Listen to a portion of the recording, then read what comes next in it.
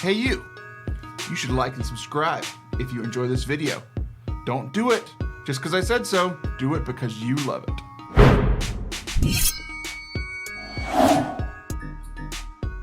Welcome back to Forte Catholic. I'm still Taylor Schroll. That's still Olivia Eugene Harrison. And over the last couple of weeks, I know you don't listen to the show, Liv, but we started a new thing, a new segment called Chicken Soup for the Schroll.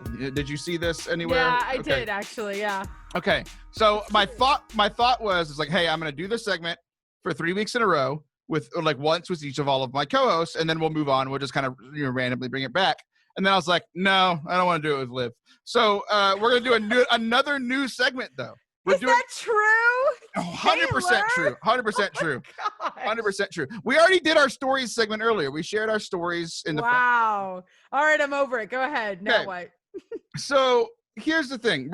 There's this new game, and if it makes you feel any better, I really wanted to wait to do this segment with Father Anthony because it involves preaching. But that's fair. But here's the thing. I honestly had this idea for a segment this week, and I couldn't wait. I had to do it because I think it's a great idea. And people really enjoyed the Chicken Soup for the Schroll, so we're going to take it away from them and give it back later. But we're going to see if they like this new idea as well. So you can always let me know in the comments at fortecatholic.com, at Instagram and Facebook and Twitter. Let me know what you think about this game. What this game is going to be, it's called Freestyle Preaching. You know, like freestyle rap battles. You're familiar? I mean, obviously, I've won a few. Your husband wore a do-rag, so I imagine that he was involved. I'm just saying, yep. So here's what we're going to do. We're going to give each other 3 words, three completely random words. None of this has been prepared. I don't know what you're going to say. You don't know what I'm going to say. I'm going to give you 3 words. And you're a Catholic speaker, an MC. I would imagine that like when you're MCing, you kind of have the outline, but people come up with notes like, hey, say this and make sure this is included. All the time. And then as the MC, you have you come up, you thank the speaker, you kind of, do a minute version of what they said, just kind of recap it. You do like the housekeeping things. Here's what's next. Here's what we're going to do. And then, maybe a final closing thing, 60 seconds, around 60 seconds of a message to kind of send people off. Okay. All right. People have been to conferences. They've been to retreats. You've been to anything. The MC, this is their job. So here's what we're doing. We're not giving the big 25-minute long talk on these things because 1, we don't have time, and 2, people would leave. So here's what we're going to do. It's called Freestyle Preaching. We're going to give each other 3 words, and the other person has to give a message around Jesus, a gospel message, some kind of preaching involving those 3 words. Are you ready for this? I'm ready. How do you think you're going to do on this? Terribly. I think so too. I think I'm going to be great, and I think you're going to be terrible, which is why I wanted to do this with you. Of course. Okay. I know my role. Are you ready? I'm ready. Your words are platypus, pool noodle, and sun, like the one in the sky. In the sky? Yeah. Okay. You have 60 seconds. Are you ready? The clock starts now. What is so beautiful about the platypus is that God shows you that every creature is unique and special and done with intention. Now, you would think that this would come to you as you're laying under the sun, maybe in a pool, like floating on a pool noodle, and you're like taking in the summer and you're looking around and you're thinking, how am I special? There's nothing special about this. And then you think about the platypus and you think how absolutely dynamite that animal is, because God willed it so, because God wanted it to be on the planet. It is. And we don't really get it. We don't really understand all of it. So the next time you are floating around and you're pulling your pool noodle into the sun, think about the platypus. And if that's special, think of how special you are. So here's the thing, Liv. You did. What did I do wrong? No. You did much better than I thought you would. You really did. You really did much better than I thought you would. Here's the thing. They all have to be about Jesus? No. Yeah. No. You did very well. But here's the thing. I was like, as I was listening to it, like you got about 45 seconds in, and I was like, wow, she's doing much better than I thought. And then I took off my lenses of like, I'm the church person, like I'm around church all the time and I've been in church my whole life. Yeah. And I put myself in the shoes of a person who went to a conference who's never been to church anymore. And here's the one thing I had. my thought was, this woman is crazy. And by behalf, maybe this church is crazy because I've never been at a pool and thought about platypus. Well, So that might be your one mistake. I was And like, trying. What am I supposed to do with pool noodle? no, here's the thing. For everybody that's a church person, like been going to church, they go to church regularly, that was a great little message. But for the 1-2 people that just walked into a Catholic church for the first time in a while, Could I have done anything with those three if they had never been, and this is their one moment? I mean, how are you going to tie those? Oh yeah, one of my best talks involves those three words, but we won't get into that. There's where we're going with this. And ladies and gentlemen, now we know. We won't get into that. So I should give you the same 3, and then you should. No, you can't. That's the rules. We've set the rules. It has to be 3 unique words that haven't been used before. Your rules. Okay. Well, I'm making them up as we go along. I'm aware. Are you ready? Yeah. Okay. Your words are chocolate. Are you writing it down? I am. Toilet paper. Okay. Keyboard.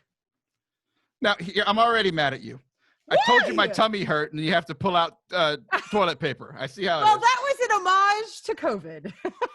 Well, you're welcome. There was no toilet paper, so I don't know. I was trying to make it COVID-y. I don't know. Okay. Here's the thing. Welcome to church, everyone. You know how sometimes you go to church and you hear great homilies? And sometimes you go to church and hear terrible homilies? This is the latter. All right. So, you know how, like, when I say keyboard, and I'm very interactive when I speak, Liv. I know you just like that. You love having a microphone in your hand because you think it makes you feel powerful. I like to even it up with the people in the conversation. So this is going to be a little interactive. So when I say the word keyboard, what do you think of? Letters. Okay. So you were thinking of like the keyboard for a computer. Correct. Raise your hand. If you're in the congregation and you thought of like the musical instrument, raise your hand. Okay, fair. There we go. It's about half and half. I can see that. So sometimes we can hear one word and hear 2 completely different things. Just like, when I say chocolate, what do you guys do? You like dark chocolate, milk chocolate? Like everybody has different things, right? There is a correct answer, by the way. It's milk chocolate, but whatever. And then I learned this thing recently that most men fold their toilet paper and most women crinkle it. So we all have differences and no one of those things is wrong. Whenever you thought the keyboard for computer, I thought music keyboard, whether I fold my toilet paper or you crinkle it, or whether you like milk chocolate or dark chocolate, that is the beauty of the Catholic Church because all of those answers can be right. They can all be good. That is how God made them. It is how God made us. And we can have different perspectives. And that's why the Catholic means universal. We are all in this together with all of our different viewpoints, but we can still be one church. Thank you for coming to my TED Talk. That felt longer than 60 seconds. All right. Are you ready? But I'm proud of you, Taylor. I'm proud of you. Thank you. How did you think that went? True about the toilet paper? Yes. Yeah. Very true. I learned that recently, and it's very gross. I'm a folder. Absolutely. That explains a lot. Because you're very manly. Okay. I know. Your next 3 words are. Wait, we're still doing this? Yeah. It's a whole segment. Oh, jeez. Your next 3 words are keyboard, toilet paper, and chocolate. No, we said no. No, I changed the rules. No, I'm just kidding. It's not. It's just not. Okay. So I'm going to give you a softball. Are you ready? Okay. Your word is softball. Your word is softball, Nathan, and genius. That's really funny, actually. Okay. So here's what's incredible. God can get to you any way that he wants, any way that he can, if you're open. My husband, Nathan, when he was a teenager, joined our youth group because he wanted to be on the softball team. So when he joined, that's all he thought. And he didn't care about Jesus. He didn't care at all. And he became really good friends with a lot of people on the softball team. And then they started bringing him into youth group. And that's something to remember when we're called to evangelize, is that meet people where they're at. So if you have friends that they don't seem like the Jesus kind of loving kind of kids, that's okay. You can meet them where they are and then bring Jesus into it later. What's funny is that now as an adult, I started a women's conference named Genius, and my husband actually finances it. So what's really fantastic is that if he had never played softball for his own selfishness, he wouldn't be paying for Genius for God. So there you go, everybody. You never know where God's going to meet you. So the moral of the story is everyone be more selfish and good things will happen for you. Exactly. Or be friends with the kids on the softball team for your youth group. There you go. There you go. You know what? That felt I'm gonna give you a compliment and you're gonna realize it's not one. I felt like I was in church for that one. Yeah. You know how I knew I felt like I was in church? I tried harder. You said because people would be like freaked out. Here's the thing, Liv. Okay. Without even planning it, about 30 seconds in, I started looking at my phone. And if that didn't feel like church, I don't know what did. I stopped paying attention after a while. Well, I didn't want to freak you out and go too creative, so I took it easy. You said soft. Yeah, I went low. I did low hanging fruit. I didn't try. I'm really proud of my softball joke, by the way. Nice. Okay. We've got time for a couple more. Throw something at me. Okay, you ready? I am. Okay. Captain America. Okay. Deep dish pizza. Ladder. When you hear the word ladder, do you think the thing you climb up or something that happened, the second thing that I listed? I'm talking about the thing you climb up. I know. I'm just kidding. That's not as in Jacob's. Are you dreaming Jacob's dream? That was a lullaby that I was sung to when I was a little kid. I could have used that story earlier. Dang it. Okay. If you want to get in shape, eating deep dish pizzas is probably not a good idea. Especially late at night. So whenever I order pizza late at night, I make sure it's thin crust. That's because I don't want to look like Captain America. But Captain America is a great example of like taking something that is natural to you. So, the whole thing of grace builds upon nature. So God takes the things that we're already good at and he can make them into something supernatural, just like Captain America did. He had courage. He had he was loving. He wanted self-sacrifice, but he didn't have the physical strength and the all of the things that he needed to really be a hero. So that super serum is kind of like God's grace. I know. It's not a perfect analogy, but neither were any of Liv's. Who's Liv? Don't worry about it. So grace builds upon that nature. So if you want to take the next step to climb a little closer to God, to go one rung up that ladder, just remember that God is going to take how you naturally are. He's not going to make you completely change like me ordering a deep dish pizza instead of a thin crust. But he is going to take what we love and take the things that he has naturally gifted us at and make us do great things for the kingdom. Amen. Amen. Now I want deep dish pizza. Oh boy, so do I. I have some in my freezer. I have them shipped in from Chicago. Do you really? Yeah. Cheap. You're the wealthiest person I know. It comes out to $18 a pizza that includes shipping. Man, come on. I got an $18 pizza here in Bryan that I had to drive to go get. That's what I'm saying. To be fair, though, they cooked it to me. You have to cook your own. Well, I mean, it's an hour, Taylor. Anyway. Who has an hour? We all have very busy lives. We've got a lot going on, a lot of international travel right now.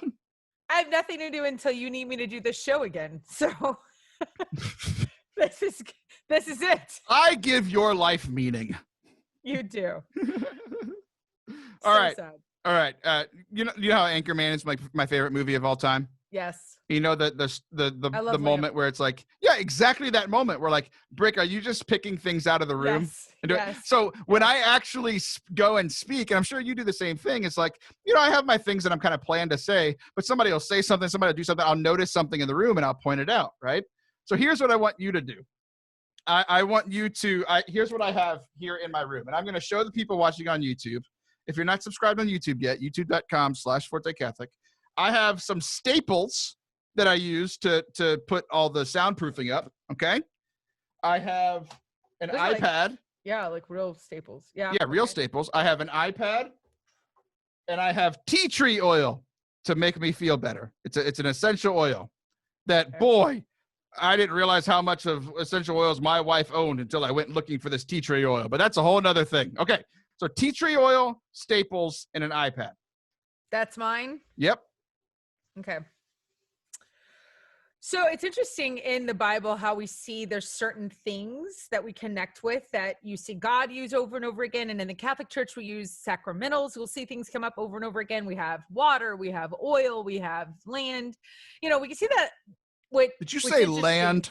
Yeah, like the earth, like the actual dirt, like, you know, soil and all that kind of stuff. Mm-hmm. Sure.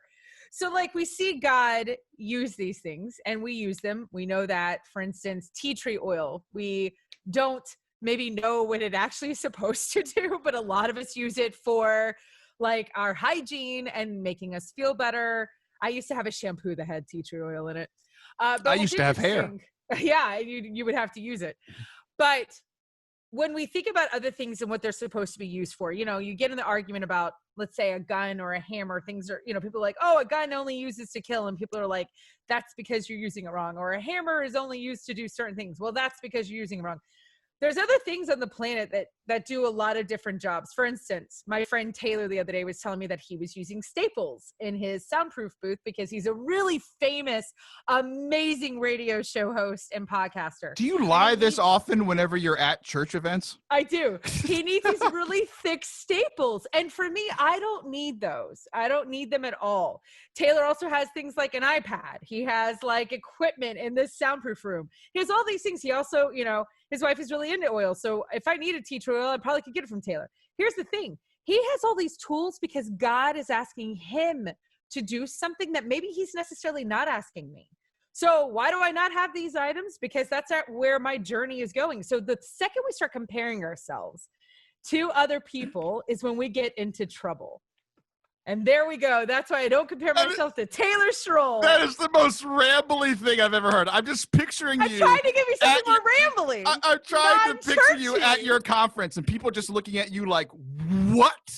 What are you talking about? Hey, I got all three in there. Oh, boy. I love this game. You guys let me know if you like this game or not. You can submit your three. I will play this with all of us. I will play this game forever. This might be the only thing the show is from now on. Wait, do you get another one? Or no, is that it's it? time to go. Oh! How do you not know how? Every time. You don't know how. I'm literally ending a segment. It sounded like No, Liv, you're done. The show's over. I'm going away. You're going away. I'm not talking to you for 3 more weeks when I finally give you something else to do. That's it. God bless. Say it.